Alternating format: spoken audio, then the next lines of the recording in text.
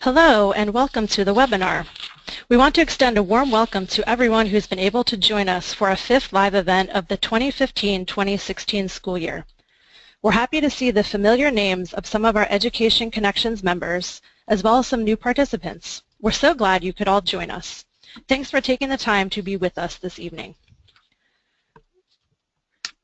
We'll begin today's session with a brief introduction, including an overview of Education Connections. Next, we'll hear from Dr. Maria Dove. Following and throughout her presentation, we'll have some time reserved for questions and comments from participants. We'll be monitoring questions as they come in, and we encourage you to send along any thoughts or questions that come to mind during the presentation, using the questions box in the GoToWebinar window. During today's session, we'll also be posting some polling questions. Once results are in, we'll share them for you to view. At the end of the Q&A, we'll briefly wrap up and remind you of ways to continue the conversation we start tonight. We'll be doing some interactive activities during the webinar, but we also invite you to chat further about tonight's topic by joining us on Twitter. You can use the hashtag EdConnects, EDCONX, to participate in the conversation with Education Connections staff and your fellow educators. For those of you who may be new to Education Connections, we wanted to briefly introduce you to the community and resources available. Education Connections is an initiative of the Center for Applied Linguistics in collaboration with the University of Oregon. It is hosted on the University of Oregon's Obaverse platform. Education Connections is a free online community providing access to a wide range of resources and bringing educators together to collaborate around implementing high-quality, standards-based instruction with all students, and especially English learner students. There are many different ways to participate in Education Connections. You can share ideas and ask questions in the discussion forums, find resources to use in your classroom, participate in live events such as this one, and read Tuesday's tips and Friday's fun facts that are emailed to you and shared in the forums every week. Anyone is welcome to join, so we invite you to sign up today if you're not already a member. As a reminder, the Education Connections team will post a video archive of the webinar, a PDF of the PowerPoint, and links to resources related to today's webinar. To access these resources, log on to Education Connections and click the Live Events tab. Right now we're going to do some polling questions. On your screen, you'll see a few questions regarding your background. We'll post the results as they come in. So our first question asks, what is your current position? General education teacher, instructional coach, ELL, ESOL teacher, ELL, ESOL coordinator or administrator, or teacher educator. So go ahead and take a moment and answer the question with the category that is most relevant to you. Okay, we'll just give a few more seconds here for people to answer.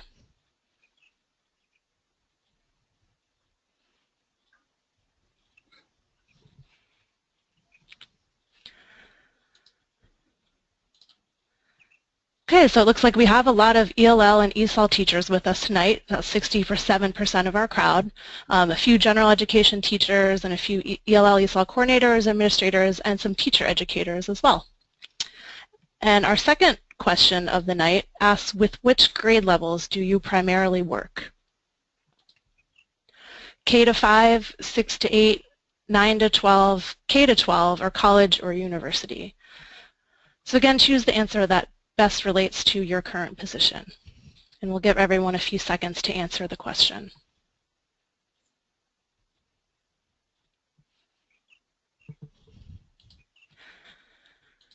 Great, and it looks like we have a lot of K to 5 teachers with us tonight, more than half. And then all the other categories are pretty well represented.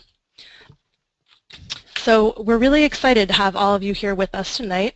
And now I'm going to turn it over to Dr. Maria Dove, who will present to us about co-teaching. All right. Well, good evening, everyone. Just want to bring up my screen. All righty. Well, good evening, everyone, again. I'm very excited to be with you this evening to talk about co-teaching practices for English learners. And I want to give a special thanks to Dr. Andrea Honingsfeld She is my co-researcher, co-author, co-presenter. So you might find that during this presentation I will say we a lot because very frequently Andrea and I present together. I'd like to start us off with one possible definition of what co-teaching for ELDs is. But instead of reading it to you, I would like you to read it and choose the word that really stands out for you. We sometimes say it's the most important word that gives you power to talk about the topic of co-teaching for English learners. So take a moment and read the definition.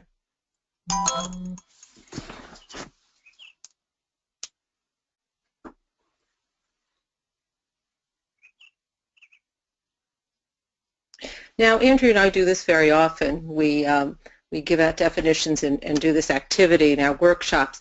And most often, the word that comes out from our participants is the word share.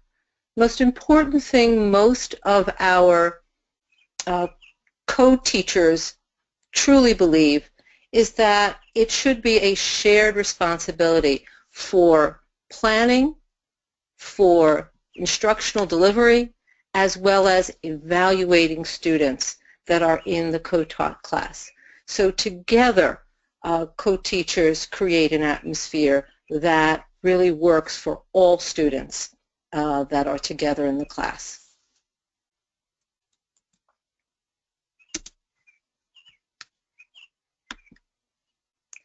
So we're going to talk about not just co-teaching this evening, because you cannot have co-teaching without what we talk about, which is an integrated service delivery.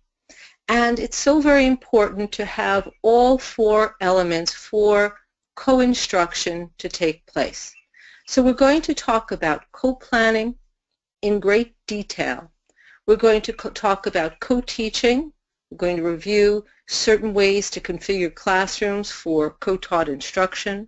We're going to touch on co-assessment and the need for reflective practices between and among co-teaching partners.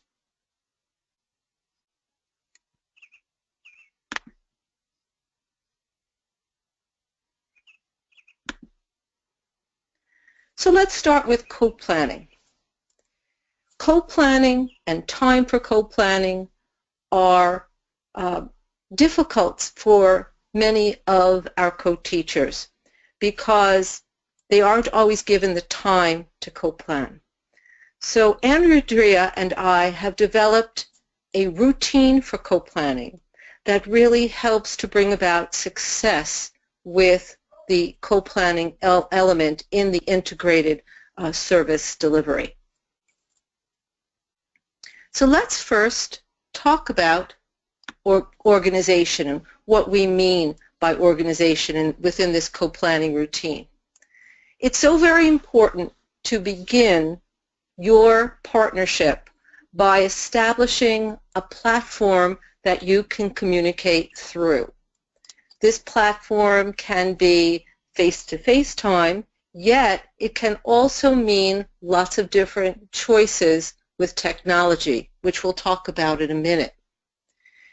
Also, both teachers in the co-teaching team should have available to them curriculum guides, curriculum maps, a scope and sequence, any pacing guides, modules, textbooks, standards, and so on, so you both are able to refer to the same material for the co-planning process. I mentioned before selecting a platform for communication. Andrea and I often use Dropbox. We basically live in Dropbox. It's an internet application where we store our files and share our files together. Many teachers use Google Docs to share information. And then there are many different applications available for conversations that really can enhance the co-planning routine.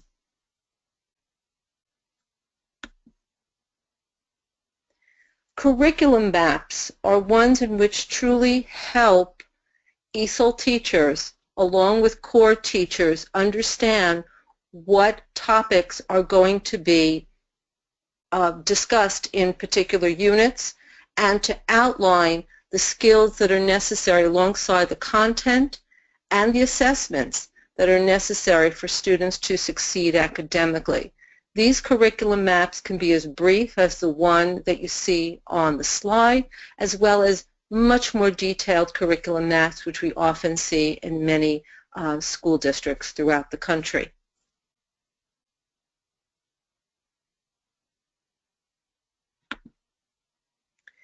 Another way to organize is to have some type of a template for your co-planning routine. Here you see just one of many co-planning templates that are available that help teachers to focus on the academics as well as the language issues that need to be developed in the co-taught class. This happens to be adapted from Wendy Murawski's work. In many ways, when Andrea and I started to research the topic of co-teaching for English learners, we relied on the work of those in the field of special education, and we gleaned much information about co-teaching from and resources from many researchers and writers in the field. So this comes from Wendy Murawski's work. Here it was adapted from our own work, Andrea's and my work, on a co-planning template for an entire week. So it's more of a planning at a glance. So these tools can be developed between co-teachers and really help to provide a guide for what's going to happen within the classrooms.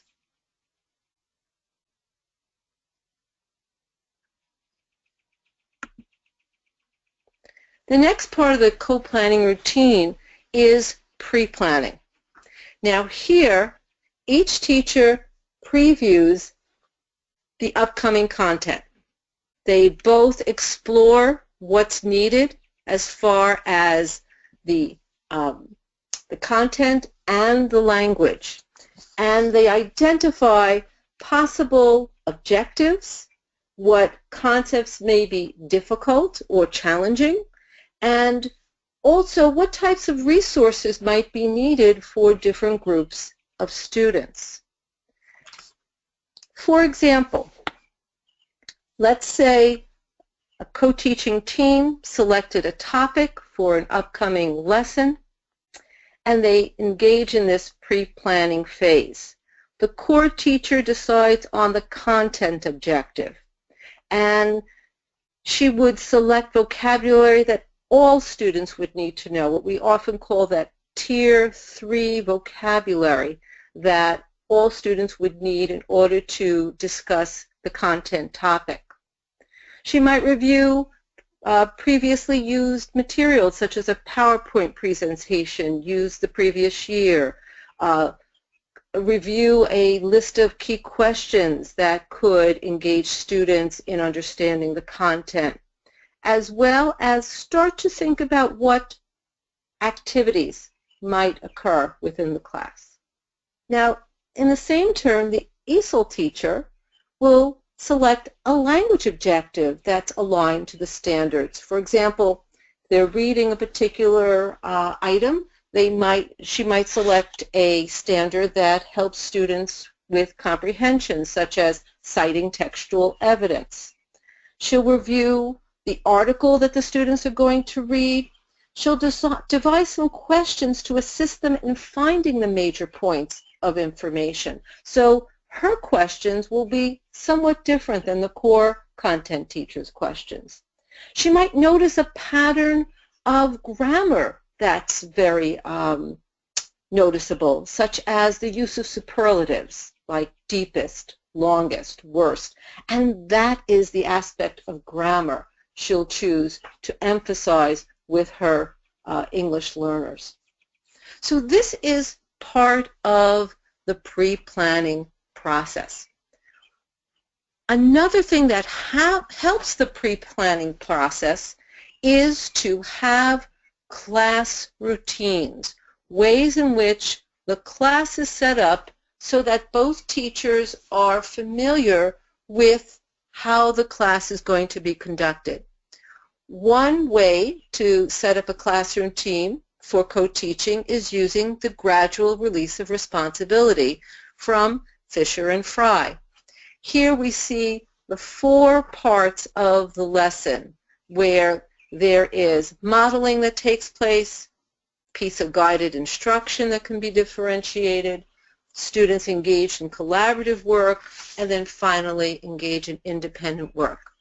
Class routines truly help to enhance co-planning for co-taught instruction.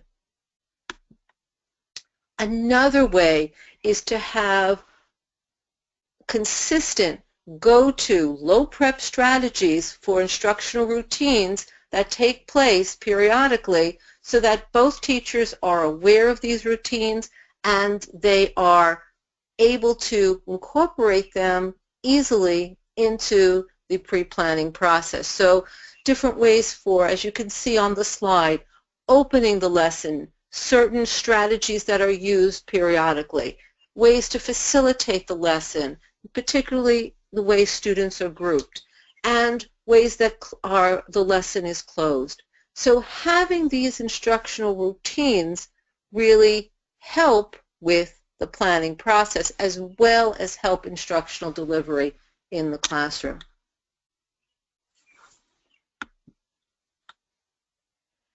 Here is another example of a co-teaching routine for literacy. This is an example in grades K through 3. You see how each day of the week is set up so that there is a different activity that occurs. So every Monday, the new word vault would be introduced in this class. They would already have set up what happens during that time, what type of co-teaching model is used, how is the class configured. And then there is another activity such as a shared reading where, again, the co-teaching model is already established. So Tuesday would be a reader's workshop, Wednesday another word wall activity, Thursday a writer's workshop, and so on. So having this established already, again, enhances the co-planning process and helps teachers to be able to co-teach with less planning time.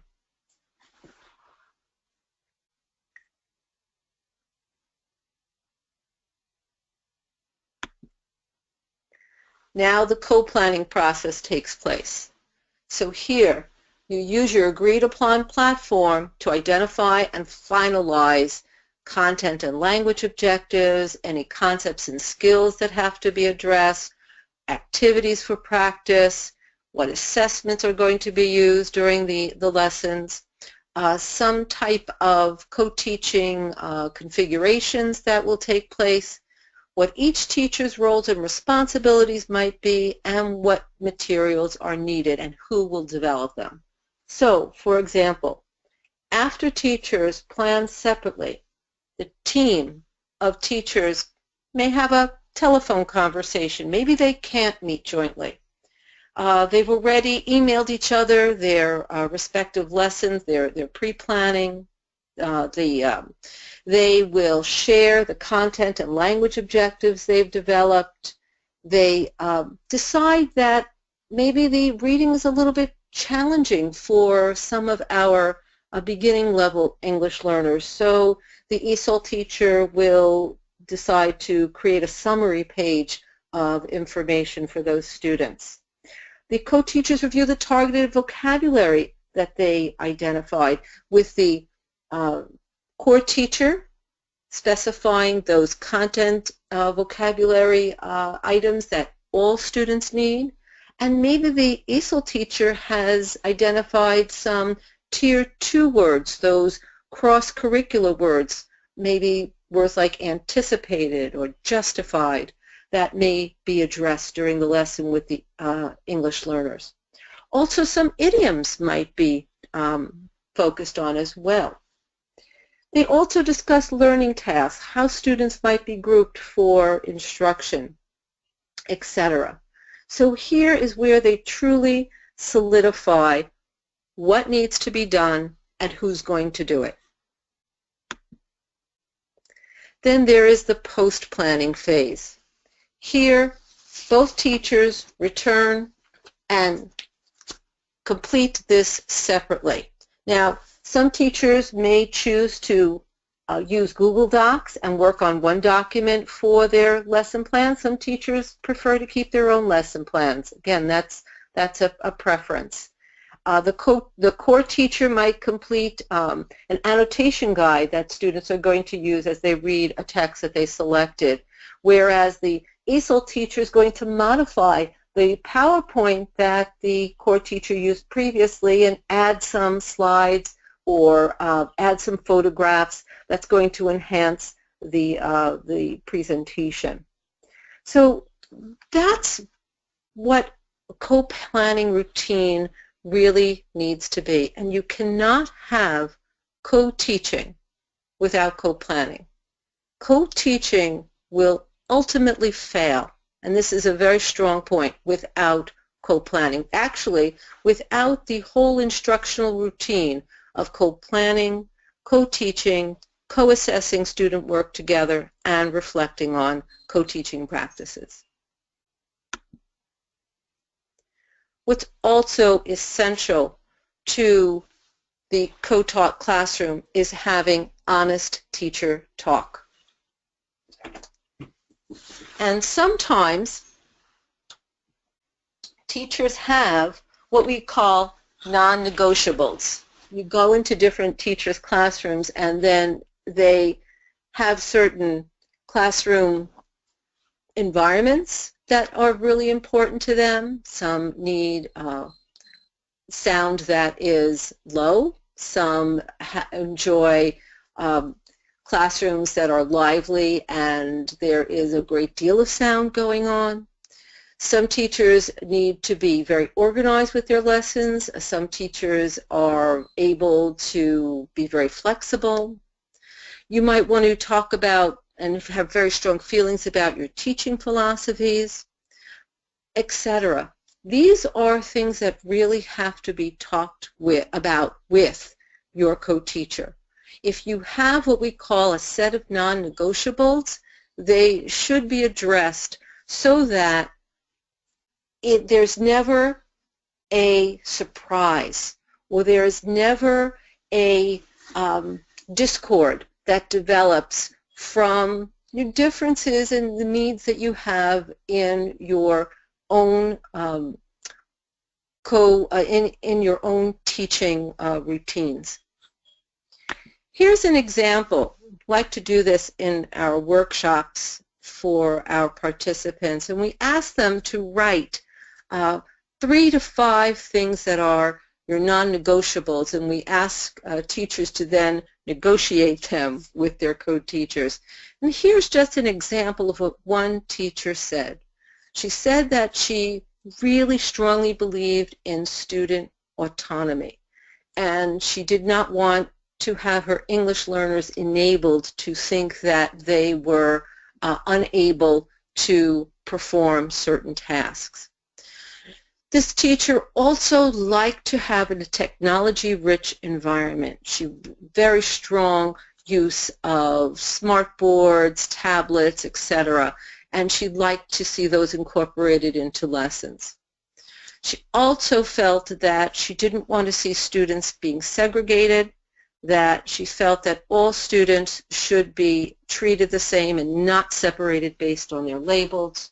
She also felt that English learners should have firm expectations of what they should be able to accomplish, as well as she said she was a control freak. And knowing this up front, being able to discuss these issues with your co-teacher really helps to bring about a more smoothly taught class when it's co-instructed.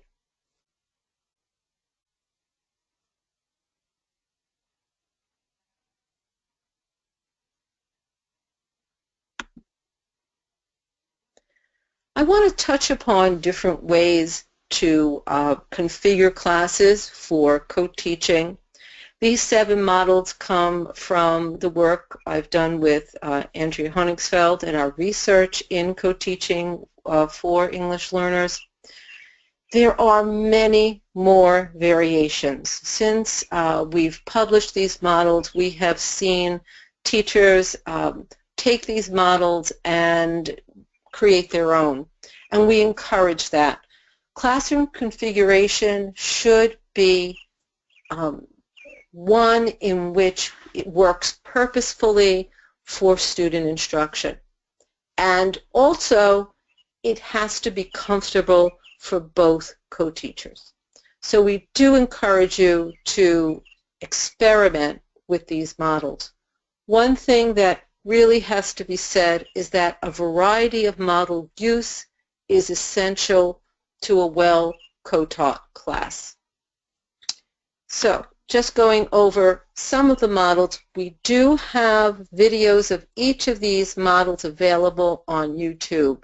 Here you'll see a tiny URL developed that will bring up each of these models and examples of how they're used.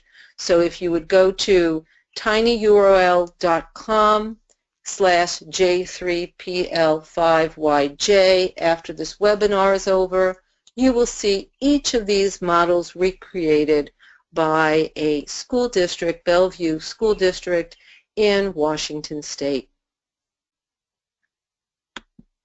But just to go over them, Model 1 is where there's one lead teacher and one teacher teaching on purpose. Now you might know the special education literature that identifies this model as one teach, one drift, or one teach, one assist. We really didn't want any drifters or assistants when it comes to co-teaching. We really truly believe it's a partnership. However, we do see that this model can be used purposefully when it's planned and it is done in a way that enhances instruction for students. It should never be done for an entire period. It should be done when maybe information's being introduced and certain groups of students need special assistance in understanding the introduction to new information. So we ask teachers to use this sparingly. Otherwise, it becomes one in which one teacher is the real teacher and one teacher becomes the teacher assistant. With Model 2, we have 2 teachers teaching the same content. So both teachers are up in front of the class remains as a whole, and although both teachers might be doing different things in front of the class, they are teaching the class together. So one teacher might be showing the class a PowerPoint presentation and the other teacher might be taking notes, drawing diagrams, making a timeline. Again, further explaining or clarifying information and vocabulary for students.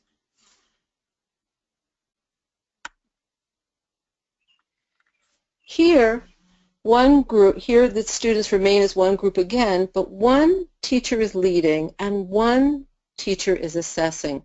And we find this model essential to gather accurate data on the abilities of English learners in particular, because very often the standardized tests or even multiple choice tests that occur, etc., are not enough to gather information about students' abilities in the 4 skill areas: listening, speaking, reading, and writing.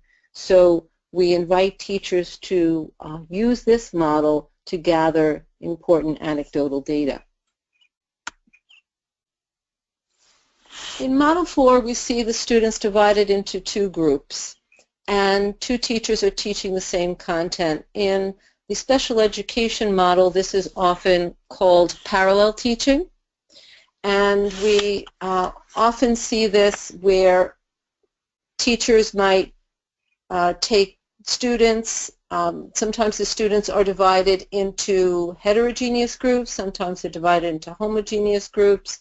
We also see that the groups flip, so that if the teacher's in the front of the room using the smartboard, both sets of students are exposed to both teachers and do different activities and at different levels. This is one model that helps to coordinate co-planning sometimes, because the teachers are responsible for planning their own sessions with groups of students. Model 5 and I'm going to go on to Model 6 are very similar. In Model 5, students are divided for pre-teaching, and in Model 6, students are divided for reteaching. And it's important to note that with English learners, there needs to be a great deal of front-loading. So we wanted to specify that this type of class configuration is really essential for English learners, that pre-teaching, as well as the need for English learners to be retaught. And finally, there is the multiple groups, where 2 teachers monitor and teach. Now, we have seen the special education model where students are divided up into 3 groups, 1 teacher taking 1 group apiece, and then the 3rd group working independently, and the students rotate between the teachers. We've also seen teachers divide the room up into as many as 8 groups, and the students remain stationary, and the 2 teachers circulate the room. We've also seen 1 teacher, such as the ESOL teacher, remaining stationary, and the core teacher is the one that circulates the other groups in the class. So there are many ways. We find that this is a great go-to model for our novice co-teachers. It really allows for a great deal of flexibility, as well as targeting the skills that are necessary for English learners in the mainstream class.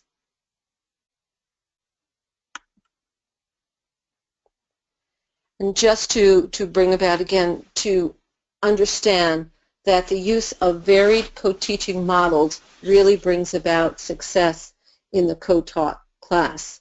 So one might start out at the beginning of the class where both teachers are teaching the whole class, and then midway through the class to facilitate student learning, the students are divided into cooperative learning groups, and which was the Model 7 we just identified, and different groups are targeted in different ways.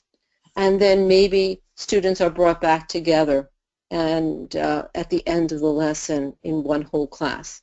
So you see that there are really various ways to configure classes for co-teaching. Again, there's that tiny URL if you missed it before and you'd like to see the videos after this presentation.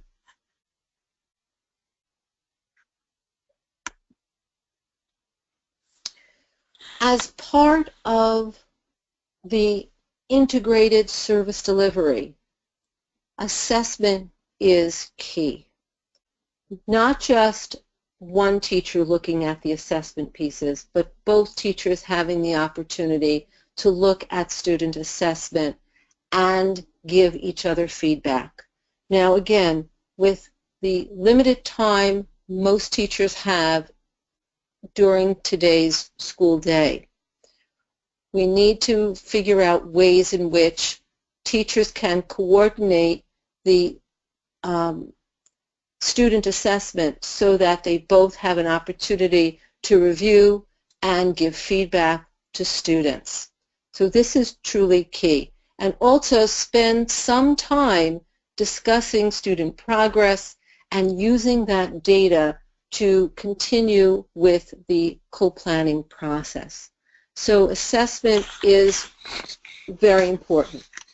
Also, it's very important to talk about assessment because certain strategies for understanding the progress of English learners are very different, possibly from the way our native English-speaking students are assessed.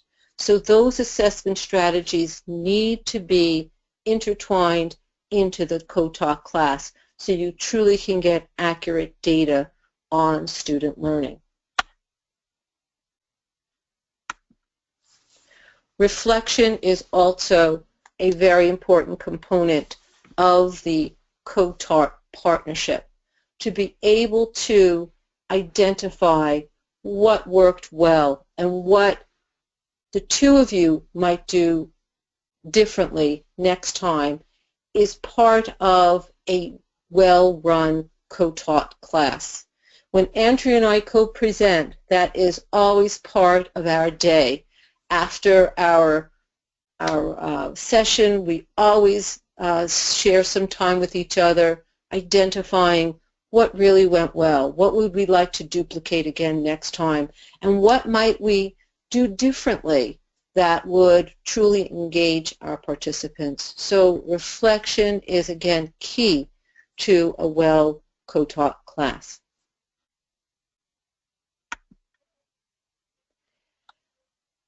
We cannot say enough about flexibility, and that can be troublesome for some teachers embarking on this journey of co-teaching. The idea that we might have to relinquish some of our authority, our leadership, over to someone who we might not be that familiar with. We don't know what the other person's talents are. To be able to take that leap of faith and be flexible in the very beginning is a challenge, but it is vital to the co-taught classroom. So developing our flexibility is truly key, and it takes time. It's not going to come overnight, but getting to know, developing trust, and understanding what your co-teacher knows and can do will truly enhance the co-taught classroom. We've developed this checklist for co-taught instruction. It's called Deliver, and it's a great planning tool to use to check to see if your lessons truly are developed to meet the needs of the English learner in the co-taught class.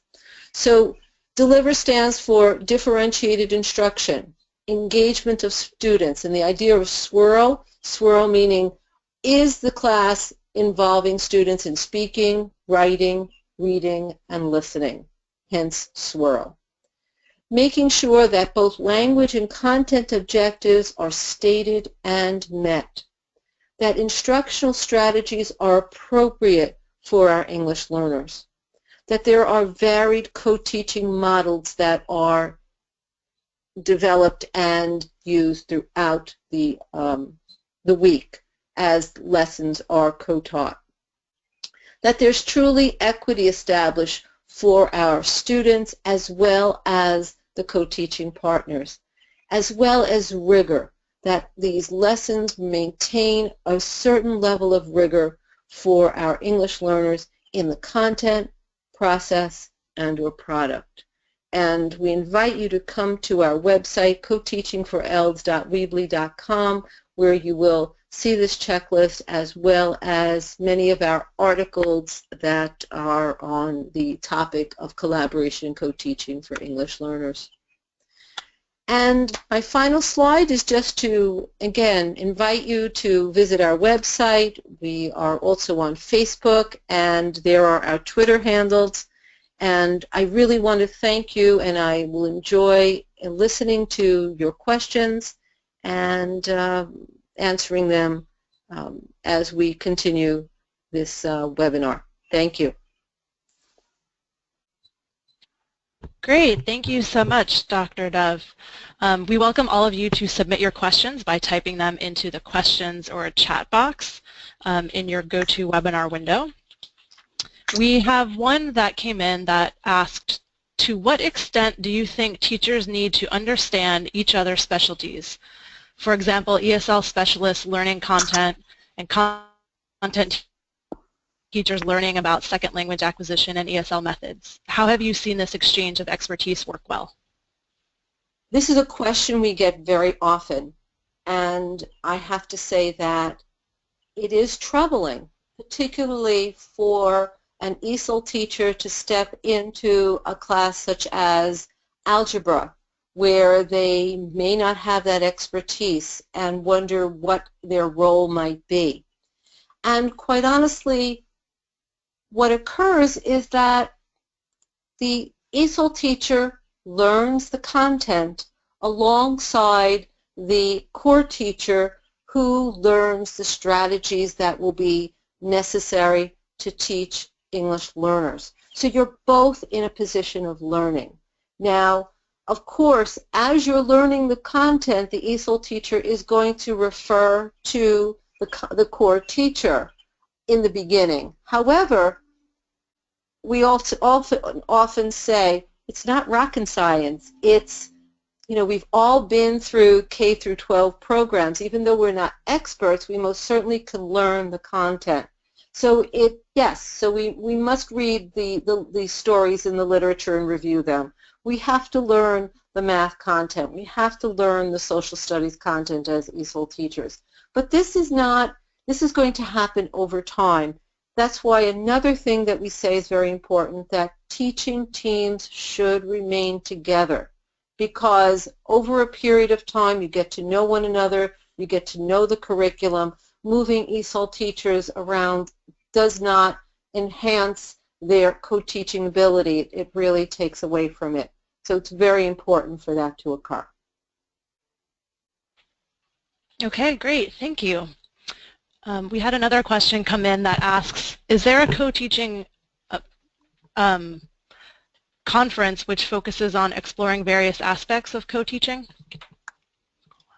A co-teaching conference? Well, we have actually been involved in a number of conferences throughout the United States. We are in fact, at our own college, at Molloy College, we have featured workshops that we had provided this past year. I know that there is at our upcoming New York State TESOL conference in Syracuse this coming fall, we will be featured speakers. Has there been ever one conference just on co-teaching? Not to my knowledge. Okay, thank you. A somewhat related question, someone is asking, what are some of the avenues for those of us involved in co-teaching to share our practices with other educators?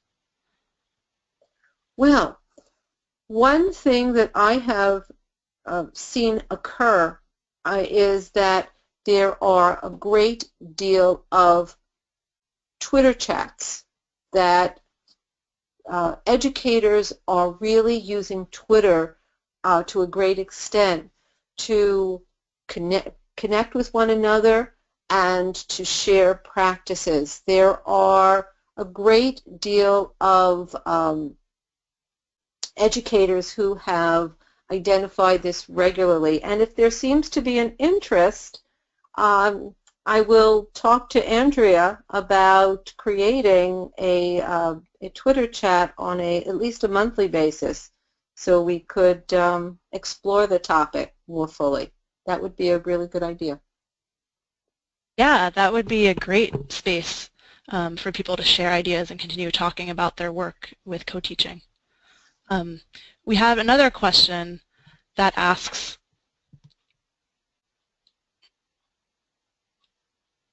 what are some of the high-impact professional development practices you find to be effective when training teachers for co-teaching? Okay, I'm looking for that question. It's up a little bit. It came in at 7:40 p.m. from Ala Gonzalez. Okay. They'll connect to you.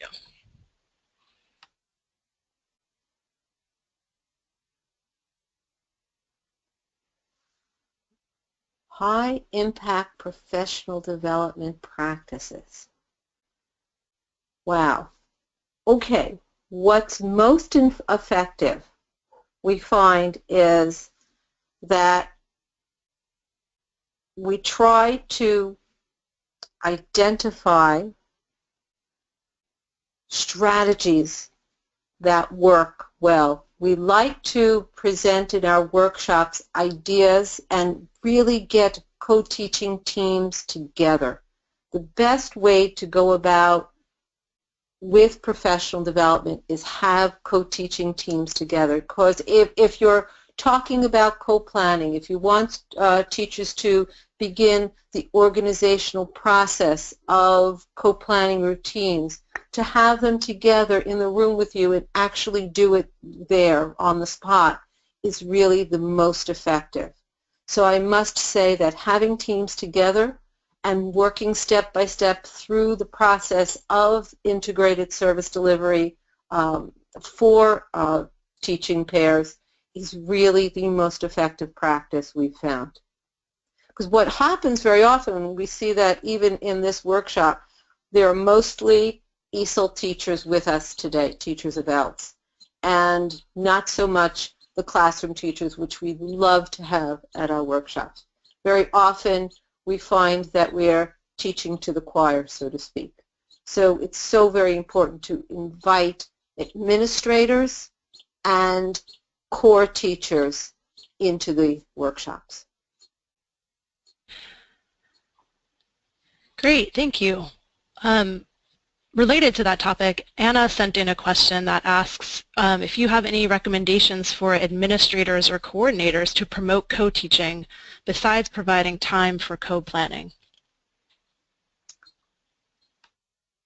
Actually, we wrote a book called Beyond Core Expectations, and it was about a 6-point framework for understanding how to manage programs for English learners. And starting with a school-wide vision and mission and is one way to help talk about English learners in the classroom and what expectations are for them, and having everyone understand what is necessary for the success of English learners. So focus on developing a culture that is inviting and is accessible for our English learners for their learning. The idea also is to start some school-wide practices, such as that all teachers are teachers of English learners, that we're all teachers of disciplinary literacy. The idea that we're not just teachers of our content, that we all should be teaching students literacy and giving them opportunities for speaking and writing and reading and listening in our classrooms. So establishing that, as well as writing curricula that not only is for specific subject areas, but actually is differentiated so that teachers can provide that instruction for English learners. So the work of curricula development and curriculum mapping is another way that administrators can support co-teaching for English learners. Great, thank you. Those are some great suggestions. We have a question that was submitted by Susie that asks, in your experience, how many classrooms does an ESL teacher co-teach with? That's a great question. We get this very often. And it would be great if an ESL teacher can just spend a whole day in one classroom. That would be fabulous. In fact, We've recently visited one classroom where that was occurring, and that is unique and unusual. Let me say that it all depends on how many grade levels, how many subject areas, and that those are key. If I have a teacher who's working on a K1 level, then quite possibly there can be 5 or 6 classes that the teacher might be able to co-teach with, because the content will be similar, especially if there are tight teaching teams on the grade level so that everyone is on the same page. That really, truly helps for the ESOL teacher to be able to co-teach in multiple classrooms. However, if you have a co-teacher, an ESOL teacher, that's teaching one first grade level, one sixth grade level, then moves on to the high school and does an algebra class and a social studies class, the amount of co-planning that needs to take place is astronomical. And the ability to co-plan and be able to address the contents on the multiple grade levels becomes problematic.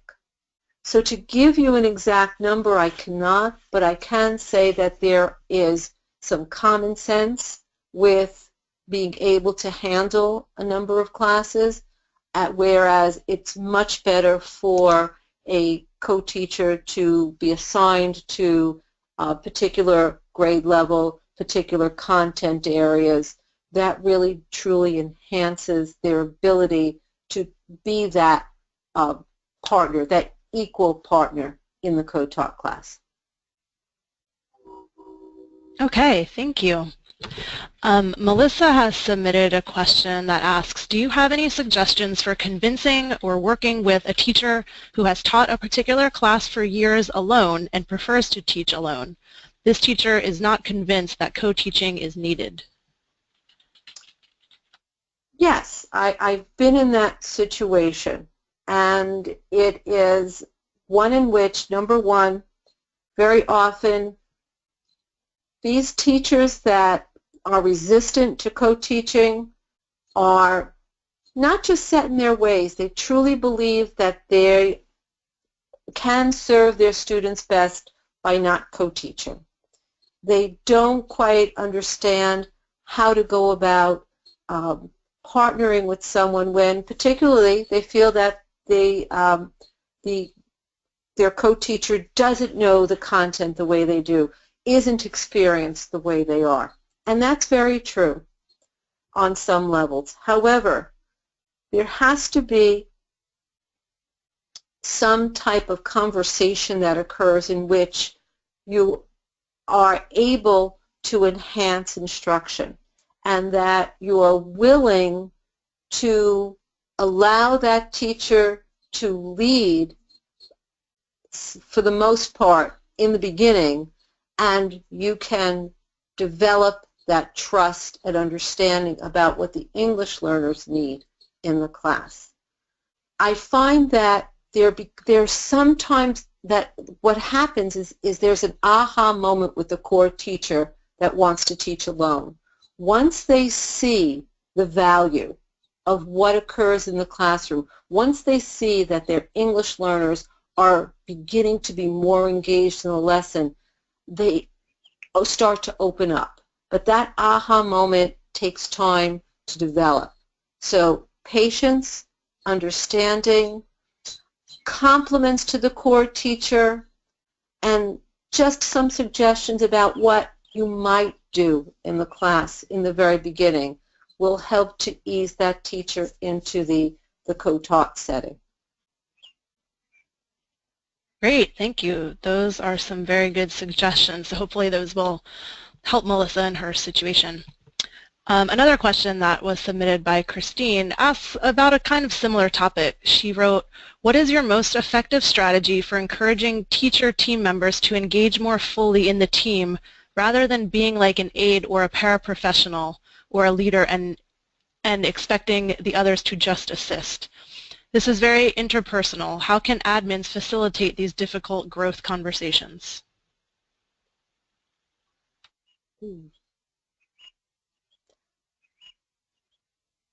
I think in many ways administrators can facilitate these discussions by talking about what the students need, addressing that it's not about one teacher or another, but talking about the needs of the students.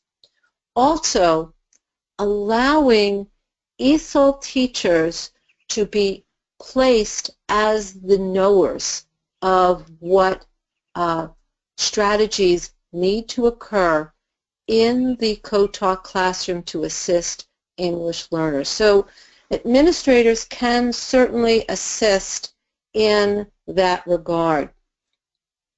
To start conversations, one might try to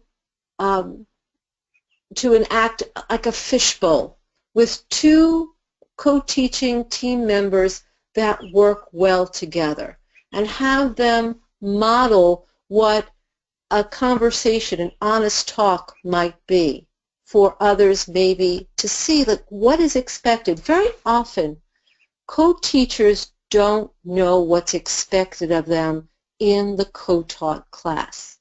We assume that they are going to know that. They assume that they're going to develop those roles and responsibilities, but they don't. So understanding and developing and identifying roles and responsibilities is another way to determine what goes about in the co-taught class, and that will be beneficial in supporting it. It takes time. One has to remember that it's not going to happen overnight, that the focus can't just be in September, we're going to do this, and isn't this nice, and then revisit it in June. It has to be the ongoing focus of developing a collaborative culture in the school so that co-teaching teams develop out of that collaborative culture. Okay, great. Thank you. I think we have just about 2 more minutes left, so we'll squeeze in one final question. And this one came in from Mary, who asked, or says that her school has experienced a large increase in the number of English learners over the last 2 years. Some of their teachers have asked for professional development in working with English learners. So how can ENL or ESL teachers help provide PD for their colleagues in a building where having English learners is new to many teachers? All right. I think our teachers of English learners, those ESOL teachers that are experienced, are an untapped resource that many schools have. And I have provided in the past, when I was still working in district, professional development. It's great when you have teams of ESOL teachers that work together to co-present, or great if you have an ESOL teacher and a core teacher present together, because the idea is that you want to make sure that teachers understand that it's not an all or nothing premise, that developing knowledge about English learners happens over time. And even the most experienced ESOL teacher needs to problem solve when certain students come into their class. That there's no textbook that's going to be able to tell you how to develop the skills of one particular English learner over another, that each child needs to be addressed individually. So learning skills in increments and having professional learning communities is one way to develop professionally. Reading articles together, looking at videos together, so that one doesn't come out as the expert, but one, and Andrew and I often say this, we're not the experts, we're the explorers. We're still exploring this topic after many, many years of being in the classroom and researching it. So we invite you all to be explorers of co-teaching for English learners. Great. Thank you so much, Dr. Duff, for being with us tonight. We're so glad you were able to share your expertise with us. And we'd like to thank all of our participants for taking the time to be with us in today's webinar. We hope it's been helpful to you as part of your teaching practice. We'd also like to extend one final invitation to continue to connect and collaborate with us and your fellow educators on Education Connections. Feel free to reach out to our team at edconnect@cal.org with any questions you may have about the webinar or the community. Thanks again, and we hope you have a wonderful rest of your day. Thank you.